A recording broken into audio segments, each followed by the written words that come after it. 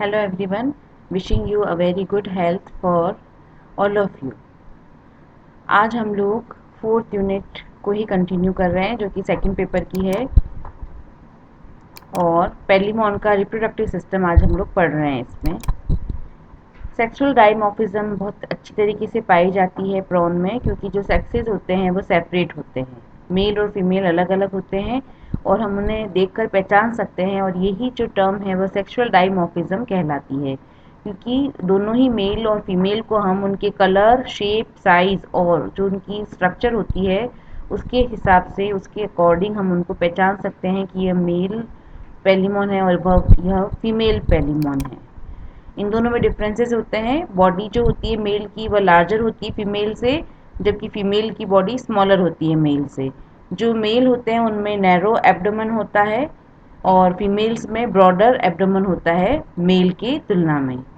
सिपेलोथोरेक्स जो मेल का होता है वह प्रोपोर्शनेटली लार्जर होता है फीमेल से, जबकि जो फीमेल का हेड है वह मैच्योर फीमेल का छोटा होता है मेल की तुलना में। Second pair of chelate leg longer और स्ट्रॉन्गर होते हैं मेल में, जबकि फीमेल में यह स्मॉलर और थिन होते हैं। थोरेसिक लेग क्लोजली अरेंज होते हैं मेल में और thoracic leg less closely arrange होते हैं फीमेल में। सेकंड पेयर ऑफ प्लियोपोर जो होता है उसमें अपेंडिक्स मैस्कुलाइना पाया जाता है मेल्स में, जबकि फीमेल में एब्सेंट होता है। फर्स्ट एब्डोमिनल सेगमेंट जो होता है वो पॉइंटली सेंट्रल लंप पाया जाता है उसमें, जबकि फीमेल में कोई सेंट्रल लंप नहीं पाया जाता। मेल जेनाइटल ओपनिंग प्रेजेंट होती है।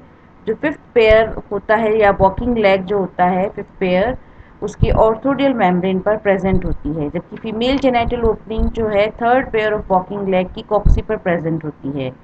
मेल प्रॉन बिगर होता है साइज में फीमेल की तुलना में, जबकि फीमेल प्रॉन छोटी होती है।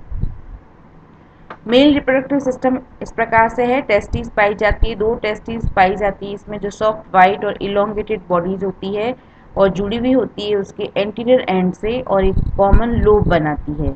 यह लॉन्ग और नैरो होती है। यह एनक्लोज रहती है एक गैप में, जो कि एक पैसेज होता है कार्डियो पाइलोरिक स्ट्रैंड का, और ये जो स्ट्रैंड होता है कनेक्ट करता है हार्ट को पाइलोरिक स्टमक से। ये प्रेजेंट होती है हिपेटोपेनक्रियाज के पोस्टीरियर हाफ में और पेरिकार्डियल साइनस और हार्ट के नीचे की तरफ। आगे की तरफ यह रीनल सैक की तरफ रहती है और पीछे की तरफ यह रन करती है फर्स्ट एब्डोमिनल सेगमेंट की तरफ। प्रत्येक टेस्टिस में बहुत सारी संख्या में कॉइल्ड, नैरो और थिन वॉल्ड सेमिनिफेरस ट्यूब्यूल्स पाई जाती हैं और ये भी एम्बेडेड रहती है कनेक्टिव टिश्यू में। जो कैविटी होती है प्रत्येक ट्यूब्यूल की वह लाइन रहती है जर्मिनल एपिथेलियम से, और इन जर्मिनल एपिथेलियम में स्पर्मेटोजेनेसिस होता है जिससे स्पर्मेटोजोआ बनते हैं।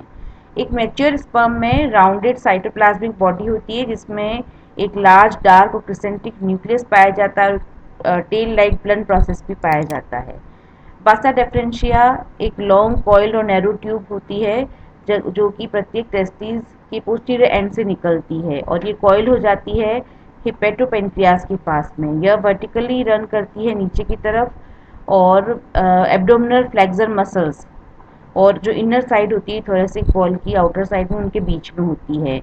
सेमाइनल वेसिकल प्रत्येक वास्ट डिफरेंस पहुंचता है वेंट्रली फिफ्थ लेग के बेस में और वहाँ पर फूल कर एक क्लब शेप स्ट्रक्चर बनाता है जिसे सेमिनल वेसिकल कहते हैं। इसमें स्पर्मेटोफोर्स स्टोर रहते हैं। प्रत्येक सेमिनल वेसिकल ओपन होता है या खुलता है बाहर की तरफ मेल जेनेटल अपर्चर के द्वारा, जो कि फिफ्थ वॉकिंग लेग के कोक्सा के इनर साइड में पाया जाता है। प्रत्येक मेल जेनेटल अपर्चर कवर्ड रहता है स्मॉल फ्लैप इंटेगुमेंट के द्वारा। फीमेल रिप्रोडक्टिव सिस्टम में एक पेयर ओवरीज और एक पेयर ओविडक्ट्स पाए जाते हैं। ओवरीज दो होती है जो कि वाइड, कॉम्पैक्ट और सिकल शेप्ड होती है और एक दूसरे को टच करती है दोनों एंड्स की तरफ, लेकिन एक गैप होता है इनके बीच में मिडिल में जहाँ से कार्डियोपाइलेटिक स्ट्रैंड निकलता है। ये प्रेजेंट होती है हिपेटोपेनक्रियाज के पीछे की तरफ और पेरिकार्डियल साइनस और हार्ट के नीचे की तरफ। एंटीरियरली ये रीनल सैक की तरफ जाती है और पोस्टीरियरली ये फर्स्ट एब्डोमिनल सेगमेंट की तरफ जाती है। ब्रीडिंग सीजन में ओवरीज एनलार्ज हो जाती है और ये एक्सटेंड हो सकती है फर्स्ट एब्डोमिनल सेगमेंट की तरफ। प्रत्येक ओवरी में बहुत बड़ी संख्या में ओवा पाए जाते हैं जो कि सराउंडेड रहते हैं मेम्ब्रेन के द्वारा और ओवा डिफरेंट स्टेजेस में होते हैं ओवरी में। इमेच्योर ओवा पाए जाते हैं सेंटर में, जबकि जो मैच्योर ओवा होते हैं वो सरफेस होती है जो ओवरी की वहाँ पाए जाते हैं। ओविडक्ट स्लेंडर और कर्व ट्यूब्स होती हैं। प्रत्येक ओविडक्ट स्टार्ट होती है middle of the outer border of the ovary और ये रन करती है वर्टिकली डाउनवर्ड्स और ओपन होती है फीमेल जेनेटल अपर्चर के द्वारा। फीमेल जेनेटल अपर्चर जो है वह ओविडक्ट जब खुलती है वह फीमेल जेनेटल अपर्चर के द्वारा खुलती है और ये प्रेजेंट होती है third pair of walking leg की कॉक्सा की इनर साइड में। यह मेल रिप्रोडक्टिव सिस्टम है। Testis, vas deferens, seminal vesicle, genital opening, coxa of the fifth walking leg और ये हेड, न्यूक्लियस और टेल, ये स्पर्म।